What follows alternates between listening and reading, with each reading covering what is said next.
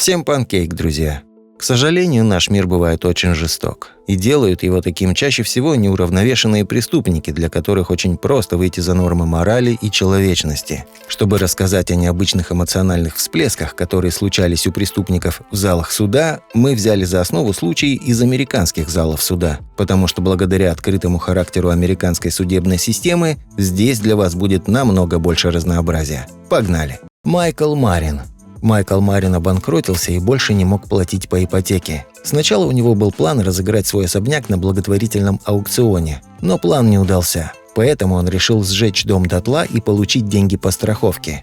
Когда его вывели на чистую воду и он предстал перед судом, то узнал, что поджог и мошенничество со страховкой – это серьезное преступление. Ему грозил срок от 7 до 21 года, что для 53-летнего человека равно пожизненному заключению. После оглашения приговора Майкл Марин поднял руки к лицу. Это выглядело как жест отчаяния, но на самом деле в этот момент Марин проглотил капсулу с цианидом. Вскоре у него начались конвульсии, и он умер на глазах у всех. Эндрю Вирт. Этот молодой человек убил полицейского и его девушку. После оглашения приговора он начал кидаться на охрану.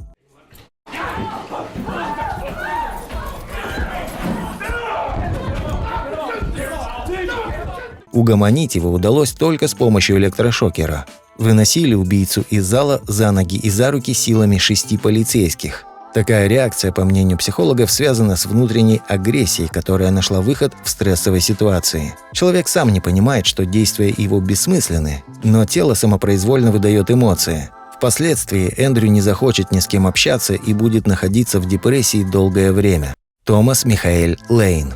Томас Лейн по кличке Ти-Джей стал известен даже не самим преступлением, к школьным стрелкам США все уже привыкли, а поведением после содеянного. В 17 лет он вошел в столовую своей школы и застрелил 3 человек, ранив еще 2.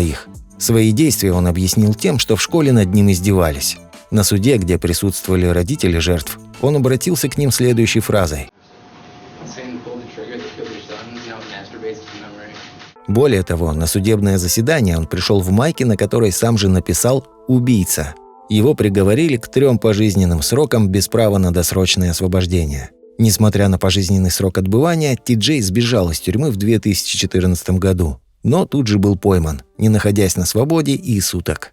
Даррел Брукс. Первая наша история о том, как получивший 6 пожизненных сроков сторонник движения BLM начал разглагольствовать в зале суда. Вообще, чтобы получить 6 пожизненных сроков, надо очень постараться. Даррел Брукс так и поступил. Он въехал на своем внедорожнике в толпу людей, пришедших на рождественский парад в Уокешу, штат Висконсин, в результате чего погибли 6 человек и пострадали еще 62 человека.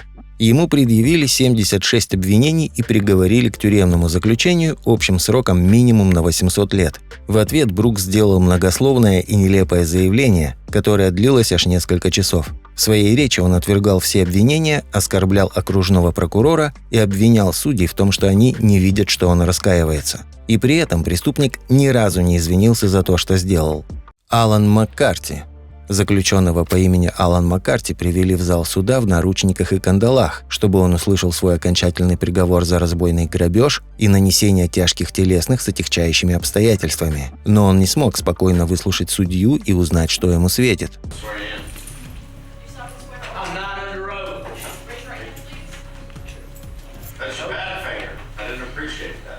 После судебного слушания в августе 2018 года Daytona Beach News охарактеризовала Маккарти как крайне воинственного заключенного. А все потому, что он начал выкрикивать оскорбительные и бранные ругательства в адрес судьи. В результате всей этой ненормативной лексики судья даже пригрозил ему заклеить рот изолентой, но в конце концов был удовлетворен тем, что Алана вывели из зала суда. Хотя сказать, что его просто вывели, сложно. Скорее, преступника просто вынесли, поскольку он всячески показывал свое негодование. В итоге 36-летний Маккарти был признан виновным и приговорен к 20 годам лишения свободы. Возможно, он получил бы меньший срок, но судья накинул ему за ужасное поведение. Кит Фергюсон. Если человек все потерял, единственное, что ему остается – принять это с достоинством. Или нет. Можно повести себя как Кит Фергюсон и закатить истерику. Он был признан виновным в убийстве своей жены и ее отца и приговорен к пожизненному заключению без права досрочного освобождения. Фергюсон отказался встать или поднять руку во время вынесения приговора, когда его об этом попросили. Вместо этого он начал костерить судей и заявил, что ему плевать, даже если они его убьют. Перед тем, как его наконец вывели, он успел крикнуть, что видел их всех в аду. Рэндалл Мур. Угрызения совести обычно помогают смягчить суровый приговор, но бывают случаи, когда им неоткуда взяться. Вот и Рэндалл Мур не раскаялся в убийстве жены и стрельбе в полицейского и получил 3 пожизненных заключения. Во время слушания он прервал заявление своей бывшей тещи, чтобы сказать ей, что дочь ее ненавидела и что она неудачница. Потом заявил, что не испытывает угрызений совести, и обвинил ее и всех, кто, по его мнению, был ответственен за то, что ему не давали видеться с сыном. Мур также сказал полицейскому, в которого стрелял, что просто пощадил его, а если бы захотел, убил бы. Ронни О'Нил. Ронни О'Нил убил свою девушку и их общую дочь. В 2021 году он был приговорен к 3 пожизненным заключениям подряд, плюс еще 60 лет за то, что судья назвала одним из самых страшных преступлений, которые она когда-либо видела. В последнем слове О'Нил сказал суду, что никто не любил жертв так, как он, и отказался извиняться. Даниэль Вилегас. История Даниэля Вилегаса отличается от обычных дел тем, что это действительно о человеке, которому не повезло. В 1993 году ему было 16 лет, и он учился в школе Эль-Пасо, штат Техас. Как-то вечером 2 местных пацанов возвращались с вечеринки домой, и их обоих застрелили из подъехавшей машины. Обвинение предъявили Даниэлю, который отлично учился и у которого до того момента не было никаких проблем с законом. Ему сказали, что если он не признается, его посадят на электрический стул, а так просто посидит. И Даниэль признался. Позже он отозвал признание, сказав, что его получили обманом, но было уже поздно. На него повесили двойное убийство. Первый суд не вынес приговора, так как жюри присяжных не смогло определиться с виновностью или невиновностью Даниэля. Второй суд состоялся в 1995 году и признал Даниэля виновным. В общей сложности он отсидел 23,5 года, а в октябре 2018 года третий суд признал Даниэля Вилегаса полностью невиновным и отпустил из-под стражи. Зал суда просто взорвался, когда присяжные вынесли ему оправдательный вердикт. Вилегас, в свою очередь, упал на колени, а все присутствующие разразились аплодисментами. Да, дело подсудимого в судебной системе рассматривалось десятилетия, и, к счастью, справедливость все же восторжествовала. И реакция Даниэля лишь подтверждает его искренние переживания за свою собственную судьбу. Сет Уэлч и Татьяна Фусари.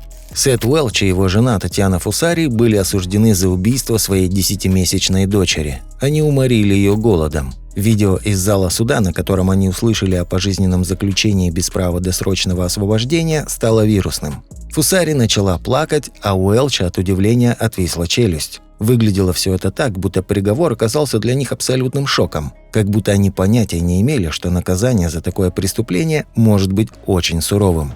Джереми Кристиан. В 2017 году называвший себя белым националистом Джереми Кристиан убил 2 пассажиров поезда в Портленде и ранил еще 1 пассажирку.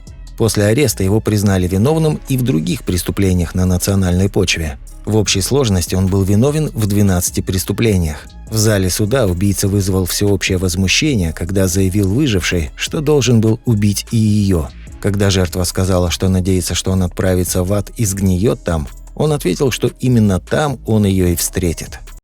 Хуан Родригес.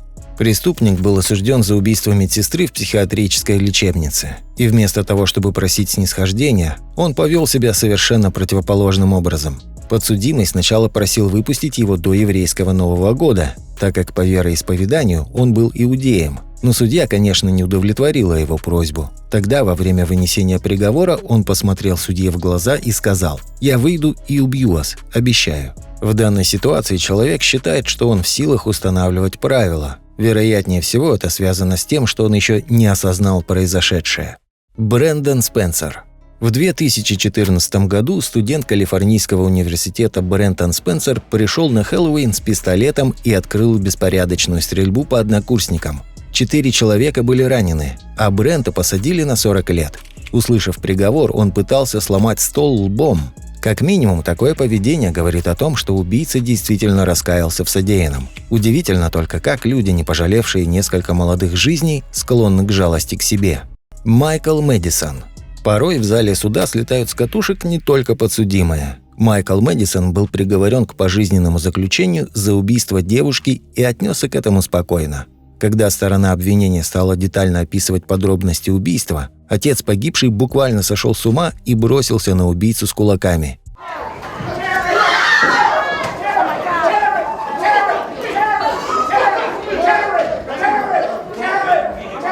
Его еле оттащили полицейские. Такая реакция со стороны жертвы вполне естественна, особенно когда это касается близких родственников, поэтому членов семьи жертвы стараются заблаговременно удалить из зала суда. Нередко подобные инциденты заканчиваются телесными повреждениями в отношении арестанта, и близких убитых людей понять действительно можно.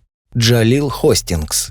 Ему дали 100 лет тюрьмы за убийство матери 5 детей. Непонятно, чего ожидал этот недочеловек, но после оглашения приговора он будто завис, а после повалил стойку и начал оскорблять судью. В этот момент семьи убийцы и жертвы устроили потасовку в зале. Полицейским пришлось изрядно попотеть, разнимая дерущихся. Интересно, на что рассчитывал преступник, но, по всей видимости, не на то, что заслужил. Майкл Соунсон. Майклу Соунсону было всего 18 лет, и он предстал перед судом за двойное убийство. Сначала он убил продавца магазина во время ограбления, а затем сделал то же самое еще раз, но уже в другом магазине. Соунсон рассмеялся, когда его признали виновным. Во время вынесения приговора он начал улыбаться. Довольная улыбка буквально не сходила с его лица. Брайс Роудс. Брайс Роудс предстал перед судом за тройное убийство и с самого начала вел себя крайне агрессивно и неадекватно, с резкими сменами настроения и ответами, сбивающими с толку.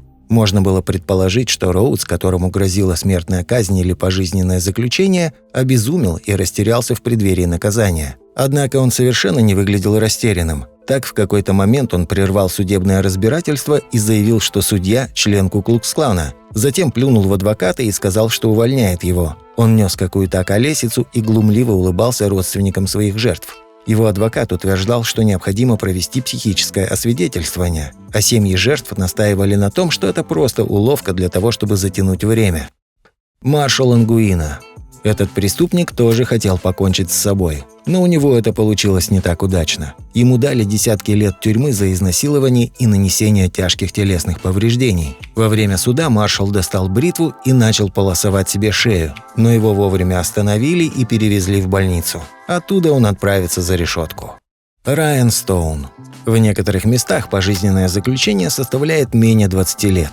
Для других это означает по крайней мере 25 лет. Но Райан Стоун получил 160 лет за покушение на убийство, угон автомобиля с 4-летним ребенком в салоне и связанное с этим жестокое обращение с детьми, а также за то, что полиции пришлось преследовать его на высокой скорости на протяжении 100 километров. Стоун пытался сделать вид, что в его действиях виноваты наркотики, но во время вынесения приговора были прослушаны записи, сделанные, когда Стоун находился в тюрьме. На них он хвастался тем, что попал в новостные заголовки и рассуждал о том, какими глупыми были его жертвы.